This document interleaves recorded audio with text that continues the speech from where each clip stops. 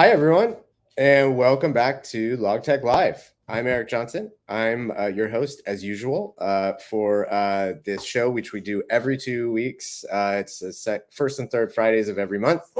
It's December, so we have the Christmas tree up already. We wasted no time.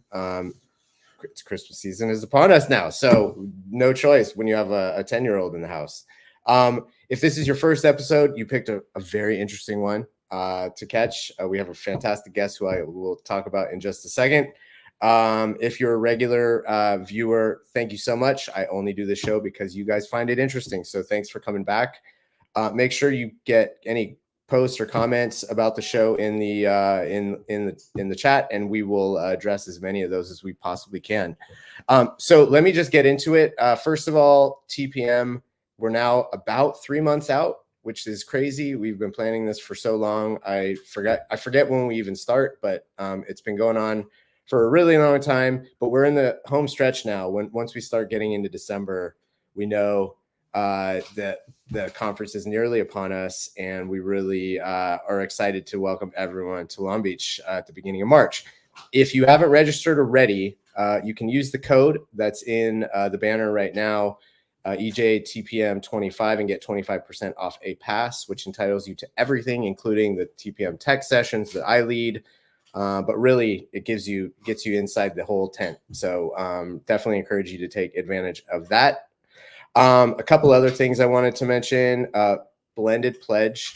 I talk about this almost every episode, but it's a super important initiative. This helps get voices that aren't represented on stage at industry conferences. This helps fund their travel in case their company doesn't have the budget or they just can't make the case, but they get invited to be on a panel. We need the stage at industry events to represent what the industry actually looks like, not just people like me. So definitely encourage you to click the link and learn more about that, and not just learn more about that, but actually give. So that's my pitch, as I do almost every show, to support Blended Pledge. All right, let's get into it. No shortage of stories, as usual. I'm going to highlight a few. I've been writing a lot less the last few weeks, so I've been highlighting more of my colleagues' stories because I don't know. It's not that there's nothing going on in tech. It's just there's a lot going on. Otherwise, I've been doing a lot of speaking engagements, which takes time and doesn't let me write as much as I'd like. But in the meantime, my colleagues have been writing a ton of interesting stuff. I feel like the Panama Canal situation is probably the most talked about situation right now, even if right now it's not having a huge impact on containerized freight, because most of the shipping lines, container shipping lines, have reservations to transit the canal. So we're not seeing drought restrictions affect shipping lines in terms of containerized freight yet. We could come to a situation around February where the Canal Authority is going to significantly restrict transits through, where we could start to see this affect container shipping activity. And in fact, just yesterday, Nathan Strang at Flexport put out a tweet and linking to a blog post that Flexport noted about the THE Alliance actually saying that they were going to route 3 services that used to be all water from Asia to the U.S. East Coast. Those are now going to move via the Suez. So they're going to sail west through the Suez. So kind of the first big movement we've seen of anyone actually making decisions on routing based on the limited availability of transits through the canal. And if you're just hearing about this for the first time, essentially the canal is going through some serious water deficit of water situations in the lake that connects the 2 sets of locks. And so that is affecting how many transits the Canal Authority can permit each day. So only going to likely get worse through February. From what I understand, I'm not a meteorologist at all, but from what I understand, the El Nino conditions are expected to sort of lead to less rainfall next spring than would normally be the case too. So this could be a long running thing through 24. So definitely keep it on your radar. There's a great column here by my colleague Mark Ciccone where he delves into this and what it means to the container shipping industry. So definitely worth a watch. Next story I wanted to highlight from my colleague Bill Cassidy, who's been writing all about the Yellow bankruptcy and fallout from that. And this was a really interesting story from last week about sort of this auction that's going on over Yellow assets in the background of the bankruptcy. They obviously had a ton of terminals, and some of those are really going to be sought after pieces of real estate for other LTL providers. A lot of them are just real estate that could be used for other uses and aren't really necessarily kind of strategic assets for other LTL carriers. There's also a whole issue of, are there going to be LTL carriers that are already in a strong position buying up those assets to sort of crowd out their competitors, kind of consolidate their competitive advantage? So Bill does a good job of sort of summarizing where we are on that as some of the auction issues come to fruition over the next few days. So definitely encourage you to read that story as well. And then the last story I wanted to highlight was one that I wrote last week about CMA CGM, the French container line. So this was an interesting story because it came out literally as the whole Sam Altman OpenAI drama escapade was going on, coup d'etat, whatever you want to call it. CMA, which has been investing in lots of, I would say, for a container line, unusual assets and making investments that container lines haven't normally made. Things like in airlines, and they've bought a couple terminals in New York, New Jersey, which is somewhat normal historically, but that was a noteworthy asset investment for CMA to get access to East Coast ports. They've obviously bought Siva and invested heavily into that as an integrated kind of 3PL with the container line. Well, they've also on the side been investing a lot in technology. They have a ventures group that acts as a corporate VC. They have an accelerator, a network of accelerators that they're sort of incubating small companies that invest that they can connect to big partners globally to get kind of like early customer and early traction. That's called Zibox. And then last week they announced, or this was 2 weeks ago, they announced they were going to invest in an AI company or an AI research lab in Paris, along with Google Ventures and a big telecom provider in France. And this is not a small amount. I mean, $100 million is a significant investment, maybe in the grand scheme of things as terms of, generative AI and where things are going, especially artificial generative AI, where that's all going. This is maybe a drop in the bucket, but for a container line to make this big an investment into a very niche technology, super interesting to watch. And the fact that it came while that whole OpenAI stuff was happening made it all the more kind of topical. So I'll be watching this, see what comes out of it. Really, it's more about, to me, in reading about this, it's more about kind of helping create a secondary source of open research around AI to combat kind of what's going on in Silicon Valley, and this one's based in Europe. So the arms race for kind of like who takes the lead on AI has another kind of battleground. So definitely interesting to watch container lines get into all sorts of interesting businesses that they were never in before. So, all right, with no further ado, I'm not going to waste any time bringing my guest on this week. It's Reed Loustalot. Did I get that right, Reed? Yeah, baby. Let's go. Good. First, you did it. First box checked. Reed's co-founder of LOST FR8. He's also social media and content creator extraordinaire, I guess is what I describe you. I had the good fortune of being on his show, one of his shows, a couple weeks ago. It's awesome to have you, and I think I reached out like in September, so it's great to finally have you on the show. Yeah, man. It's lots going on. It's good to be here. It's good to talk. It's always I do as many of these things as I can. So I really appreciate you having me on. All good. So you sort of like emerged from the primordial ooze, I would say, like, was it earlier this year or last year? Yeah. And it was like, you went from who is this guy to like literally everywhere, and everyone seemed to know you. So give me your background before we go into like all that. Give me your background. Like what did you used to do? Yeah. So I started, I graduated from college in 2016, Marquette University in Wisconsin. Oh, I went to UW.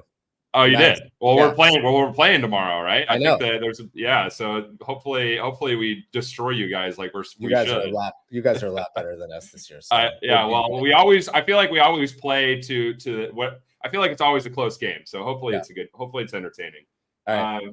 But yeah, so I graduated from there, 2016. I needed a job. I had moved to Boston. So I got a gig at Echo doing carrier sales. Just truckload brokerage. And I did that for 5 years ish. After that, I spent some time at Trimble for about a year and a month. And then I got laid off. That was in March of 2022. What did you do at Trimble? I worked for, they had recently acquired Cubics, the shipper TMS. I know it well. And Cubics. Okay. Yeah. So I worked there doing basically just trying to build like a little kind of bridge between Trimble carriers and Cubics shippers. And so I was there for about a year and a month or something like that. Then they ended up axing a bunch of people, myself included. They just sold Cubics, actually. They sold it? Yeah, man. I don't know what's going on. They sold it to a company called FreightWise. So, oh, really? Yeah, that's interesting. In the last couple months. So that's interesting. Yeah, I won't speak ill of my former employer on your platform. Anyway, I got laid off, and then I ended up spending a very brief stint at doing just 1099 cradle to grave broker sales at a buddy of mine who runs an agency for Armstrong Transport. But it was when I was there with him, kind of getting to know his systems. When I was visiting him in Chicago, and he expressed a need for something. I had been learning how to code, so I built this little system for him. Thought I was going to be this like awesome company. Started LOST FR8. Ended up realizing that product wasn't exactly what we needed to be building, and kind of pivoted to our new direction in basically October of 2022. Brought on my partner, Jake, who I'd met on Twitter probably 10 months prior. And he's a software engineer, and we kind of set off on our new direction. And so we launched in January. So I hadn't, to answer your kind of, or to give you some timetables here, like I haven't really been doing this public stuff, like talking online, for more than not even a year yet. I mean, basically a year. Yeah. That's crazy. I mean, we'll get into this because I like a big part of, I think, your story is kind of like how you went about making a name for yourself in an industry with literally hundreds of thousands of people, right? So, So what exactly is LOST FR8? Yeah, so LOST FR8 is essentially a tool for carriers to market themselves to their existing customer base, be it brokers or shippers, and a community of brokers and shippers that we're kind of curating for them. You ask a carrier, especially a small one, how they market. Most of them kind of look at you like, what are you talking about? But by that, I just mean like providing their customers, brokers and shippers, the information about their business that those parties need to work with them. So where their trucks are available, what their capacity is, what lanes they run, what kind of equipment they have, how to get in touch with them, like how you interface with them, essentially.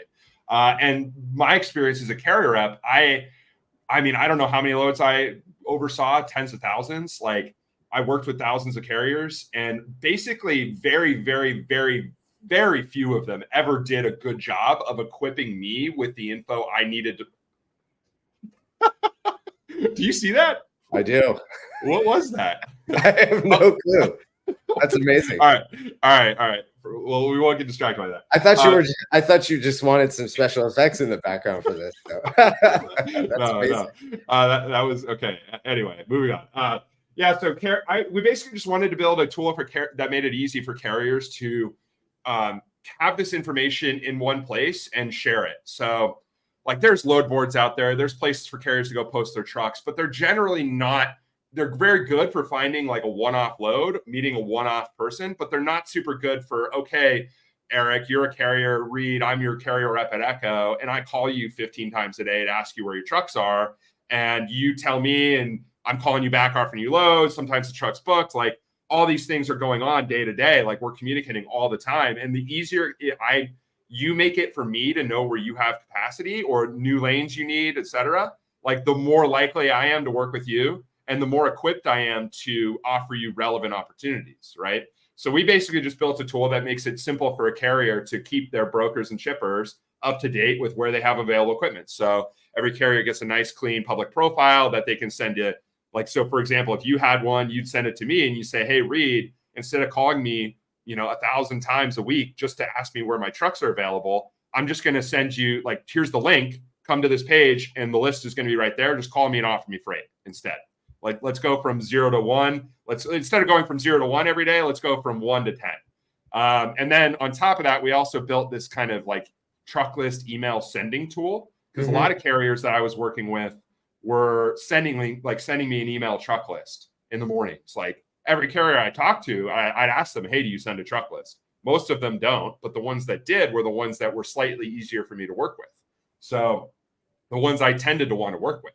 Right. So we basically just built a very simple tool for a carrier to, obviously they have their capacity, it's on their profile, but they can also dump it in these little truck list emails that we send out. So we have, I got owner ops with 500 emails, that 500 broker emails that they've got kind of in their little circle that they can hit with truck lists. And then beyond that, we also have been building a list of our own brokers and shippers who kind of go onto our site, opt in to meet new carriers. So they can check another box that basically hits that list. And that's like, almost 1,000 people at this point. So it's basically instant distribution. In a sense, it is really marketing, email marketing, really even. And that's not something that a lot of carriers, especially the smaller folks, really have ever thought about. So we make it really, really simple. You're not going to shoot yourself in the foot, like having to BCC a whole list of people like carriers tend to do. And yeah, it's just a simple tool to share this info about your company, essentially. In simple.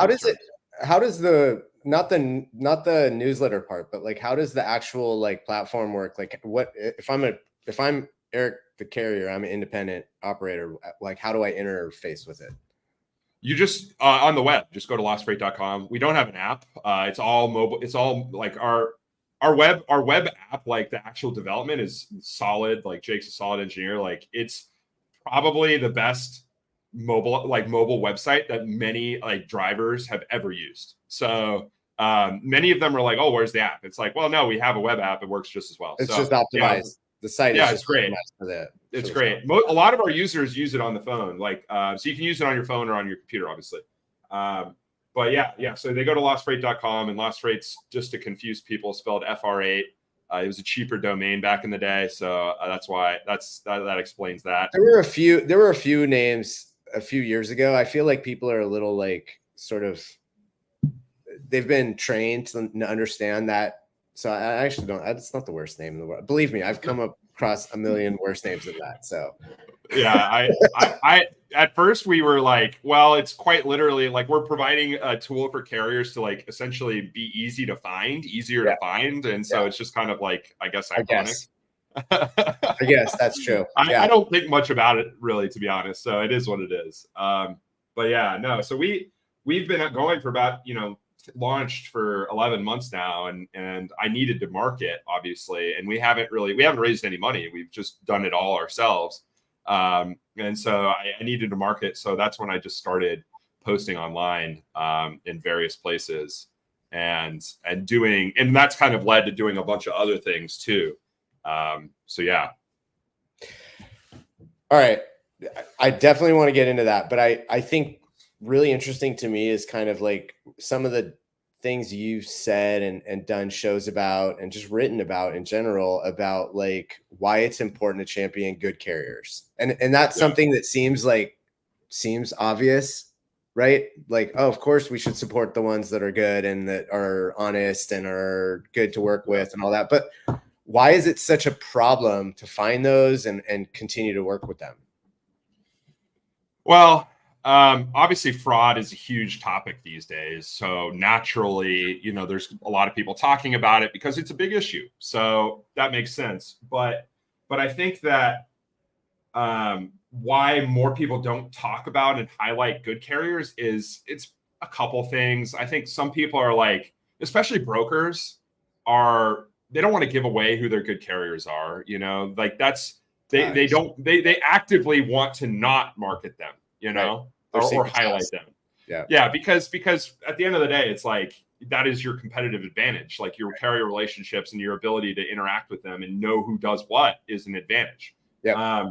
But I frankly don't know why more people don't highlight, like, especially these like people who build software for carriers or people whose customer base is carriers. Like, I don't know why they don't do this more. Like it's crazy. And I think really like carriers, it's very hard to sell technology to carriers in my experience.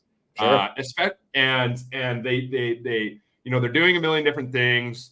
They've got a lot on their plate generally. Their interface, they're working in the real world, which is much different than software. Yep. And they tend to, many of them have kind of a standoffish attitude towards software too. Right. And I don't think that's an accident. I almost think it's like software and freight's fault that many of them have that impression. Sure. Because most software out there is really kind of sold first and foremost, at least if we're talking about domestic transportation, brokerage specifically. Like most software is built for brokers because they write big checks, Right. And so of course they don't have anything else to spend on. Real estate, Exactly. computers, and software, right? Like that's essentially your costs and outside of people. So exactly. And so a carrier's presence on some of these platforms like that are tailored to brokers is really just there for the benefit of the broker. You know what I mean? Like they're an afterthought. Like it's free for carriers. It's whatever. Like and great. Maybe there are good tools out there that use that methodology, and that's fine. But like I think that's resulted in carriers being like, well, do I really need none of this is for me? You know what I mean? Like, and so we're, our customer base, we're basically the opposite, where we only have sign up or a product for carriers. Brokers are there to just consume capacity info and company info on profiles and receive truck lists. Like that's right now, that's what our platform is. So we're, carriers are our customers and we're building for carriers. And I'm like, we've got a lot of cool carriers. I talked to all of them. Their stories are really cool. Like, let's just talk about that as opposed to like talking about how we're, weeding out fraud for it. This doesn't just stand out. I mean, everyone's doing that. It cuts both ways too. It's like, I mean, there's so much lip service given at conferences and in articles and just in general dialogue. Like, shippers should only work with established relationships, only work with good carriers. Carriers should only work with good shippers that actually care about them and care about them being like prosperous. But the reality is in the behavior. It's not in like what is said. Right. So, I think and not to go back necessarily to this, but I think it's a little bit of a telling thing. Like, it sounds like what you were tasked with doing at Cubics was one of these things that like, you just can't cross this bridge, right? Like their software needs to be aimed at a certain set of customers. And when you try to be everything to everybody, you end up being nothing to anybody actually. So there is a tendency in software in general, but I mean, business in general, it's like you have to constrain yourself, especially with limited resources. Sure. And you probably need to constrain yourself more than you even think you need to, because if you there's just a lot of kitchen sink products out there. Like we do everything. And like we very strategically are probably doing way less than even we might or ought to. But like, we're just very focused on making it simple for carriers to just be visible, so to speak, like to remind people that they exist, because so many carriers are set up with hundreds of brokers and talk to like 2 of them. Right. Like it's crazy. It is frankly crazy. Oh, that's I've got 110 carriers in my list, but Yeah. on shipper side too, right? But we, how many of them are core? Oh, like 8, like it's a very weird situation we're in this industry. What do you think? So give me one thing I listen to a fair amount of your shows and follow kind of the dialogue that you have publicly with drivers, but I know you're talking to many more on the background. What do you think something that someone even who's in logistics and has been in for a while, like fundamentally misunderstands about drivers? About drivers specifically, I think that there's a lot of drivers out there who are a lot more tech savvy than they get credit for. Like I have just through my interactions online, I'm obviously selecting for a certain type of audience of drivers because they're online and that's where I'm finding them. So there's like definitely this trope that carriers in general are like low tech operators, and I've seen some very sophisticated things that even one man shows have been able to spin up on their own to essentially do what we're trying to do, but just in their own kind of duct tape way. So there's a lot of like and I'm also meeting a lot of people who are like newer to the industry, who are maybe coming from a different background, who are doing things in ways that I've never seen any carrier do something. So there's a lot of really like savvy folks out there. So that's probably what I would say.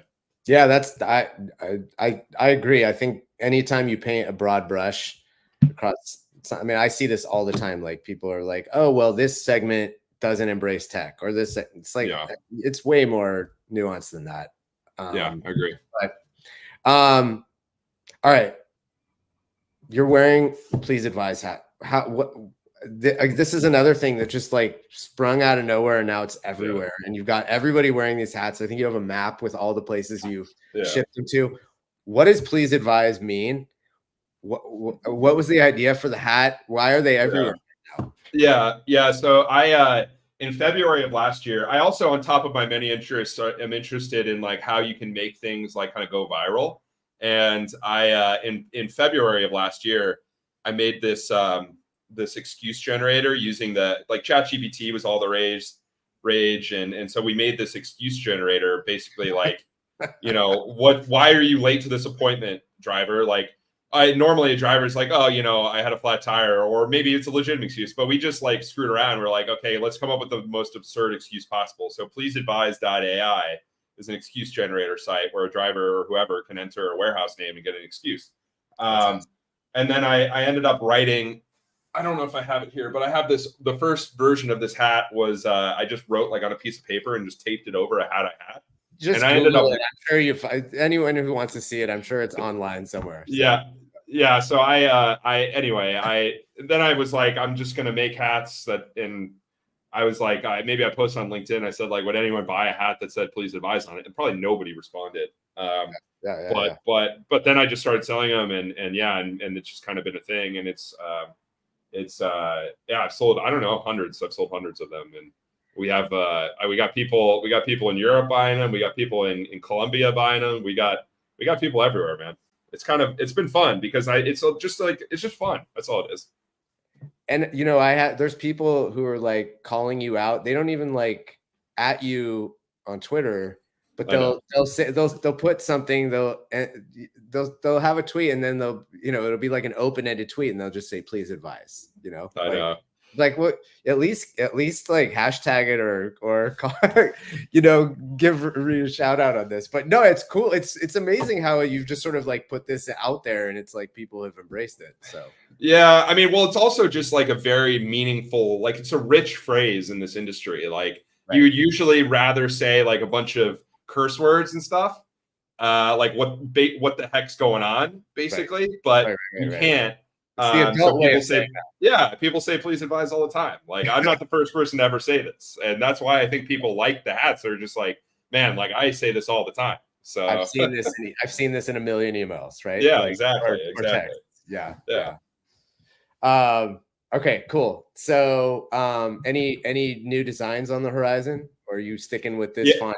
this? Well, so I'm currently making a shirt that's going to be it's going to be insane, frankly. It's going to be a really good shirt. That's all I'm going to say. More to come on that. All right. And then we have the banner going on with Freight Gong. You want to like 30 seconds explain? Yeah. So we do this thing. I have a Discord, right? And I've got like 900 people in it that I've recruited on LinkedIn and Twitter, all freight people generally. And on Tuesdays, we do this thing, Tech Bro Tuesday. And people demo their software, what they're building, whatever. Companies come in there sometimes. And I was just like screwing around, and everybody's been like talking about gongs and like how all these brokerages have gongs. And I was like, I'm just going to make my own gong. And so I made this site. I call it Freight Gong. I demoed it on literally, I made it in 30 minutes. I demoed it. Then I asked if anyone wanted to sponsor it. And so people sponsored it. And then then my partner, Jake, he actually like spun up this crazy leaderboard. So now we have people like spamming it and climbing the leaderboard. The gong's been rung like 18 million times.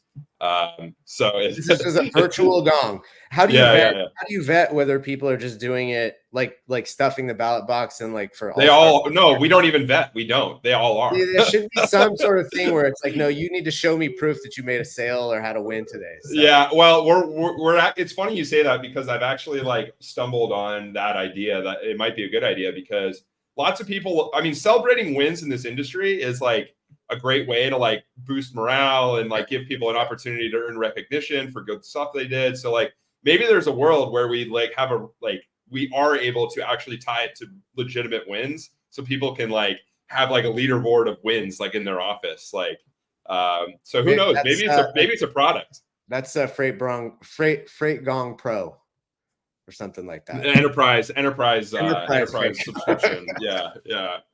It's funny. We laugh about that, but I mean, maybe there's a world where that it actually exists. You know, I think if there's one thing I've learned of late, like there's not really any boundaries or rules anymore, right? Like there's not at all. So I wanted to address kind of like you talked a bit about it, like how you're interested in how things go viral and what that I would assume what that can contribute to. I mean, obviously there's like an entertainment aspect to it, and there's like it's fun and that could be fulfilling, but it's also important that it connect back to like business growing, right? So totally. How have you sort of thought about like letting your personality show through as a contributor to the business as opposed to just like, because there's tons of people who are online all day and it gets them nowhere other than just gives them some like entertainment value, right? Yeah. Well, that's probably the majority of people, vast majority, and myself included. Like I frankly am just kind of flying by the seat of my pants. There's not any strategy that like I could tell you about now. Has only been something that I've like arrived at as a result of just doing what makes sense to me and what's fun to me. So like making stuff go viral like is fun, but I still like I'm still just trying to learn and figure it out. Like it's humor. There is a risk of people having like no idea what the heck you do, and there are certainly people who don't know what the heck I do. And honestly, like some people might be concerned about that, but I'm really not, to be honest. Like I think mystery and just like intrigue are very like underrated things in business that traditional marketers are just like terrified of that. They're like, what do you mean we don't want people to know what we do? It's like, look, if somebody is like following you and they're engaging with your content, and especially if you're a business, like that's a net positive for the business because it's boosting you, it's getting you more visibility, and you never know who's going to find you and be like, okay, maybe I'll take the extra 2 clicks to learn what you actually do. You know what I mean? That's just for me. That's just what works. I mean, it's what works for me. Like it's been working, and we'll see how it goes in the future, but like not for everybody by any means. Like I don't think there are certainly businesses that shouldn't be doing things the way that I do it. Not because it wouldn't work, but because it's just not how they are, right? And people need to lean into how they are and do what they do best and figure out what that means. And it just so happens that for me, I like to just, whatever, do what I do, That's so a couple things. I totally agree with you. I think this idea that like every single company can market themselves in exactly the same way as everybody else is totally wrong. Like you have to like find what the right fit for your social presence is. Otherwise it's just going to look really strange. Or unless you have someone like super talented, like the guy at Truck Stop, right? Like that was a clunky fit until he sort of gave them a lane that they're like really cruising on now. So the one thing I wanted to mention that I found really interesting what you just said is you're totally right that every company from a marketing standpoint wants clarity in the market about who they are and what they are. The ironic thing is, especially in software, is like sometimes the more people try to explain who they are, the less clear it is. Like I struggle. I spend my whole day trying to understand what software is out there and what companies that I know, what exactly they are doing. And sometimes I have a conversation half hour and I understand less than I did at the beginning of the conversation. So I guess what I'm saying is like, maybe like the mystery thing, maybe there's something to that. Cause sometimes you just start talking yourself in circles, trying to like explain what you do. And it's marketing speak and it just doesn't go anywhere. And I'm like, oh, I don't even know how to write about these people because I literally don't know what they do.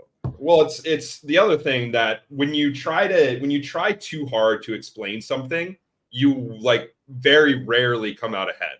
True. Like in my opinion, especially if the people that you're trying to explain it to are not like a receptive audience. Like if it's people you don't know, they don't know you. Like you sit there and you try to explain something, their eyes are going to glaze over. Like so it's. But then on like that ties into this other point. Like you just need to not, whatever you do, just don't be boring. If you're boring, it doesn't matter if you have the perfect explanation.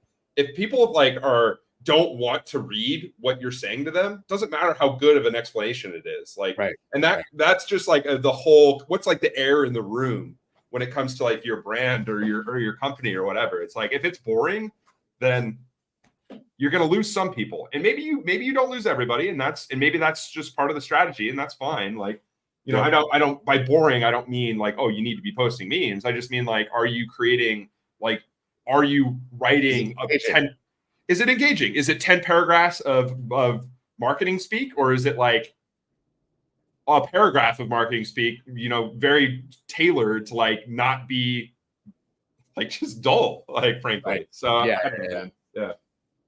All right, memes. It's taken us what 28 minutes to get to memes.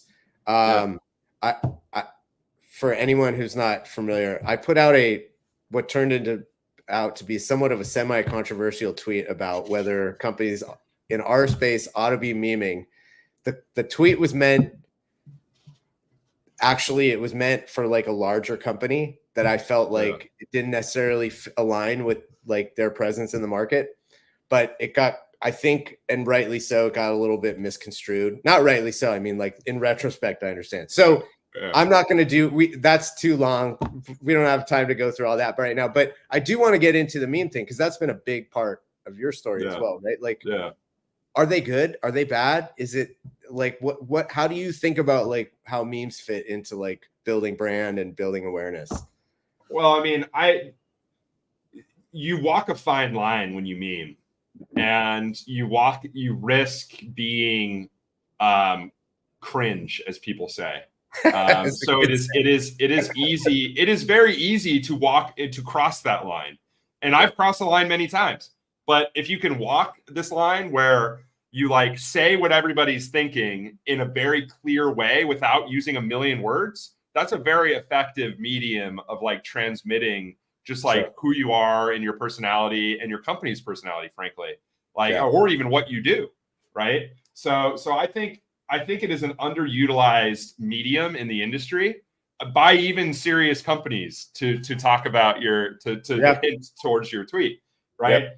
Does that mean everybody should do it? No, absolutely not. But like, then, you know, if we talk about just like individuals making memes, like just on LinkedIn or on Twitter or whatever, it's like, I just want more people to participate. And if we can get more people participating through this like very like on the surface cringe thing of everyone posting horrible memes, because most memes suck. Like that's just how it works. Like 1 out of every 10 is going to be good. But like, if it gets more people involved and gets more people talking to each other, and they start then talking about serious things, then it's like a gateway drug for serious stuff. So that's how I view it. And look, I mean, I would say, as I said when I came on your show, like, I stand by what I said. I could have said it in a more clear way, but I've also come around to like what that whole culture around memes is doing in terms of bringing more people in. And you're right. Like, I think you have to look at this, like, everyone is not going to land.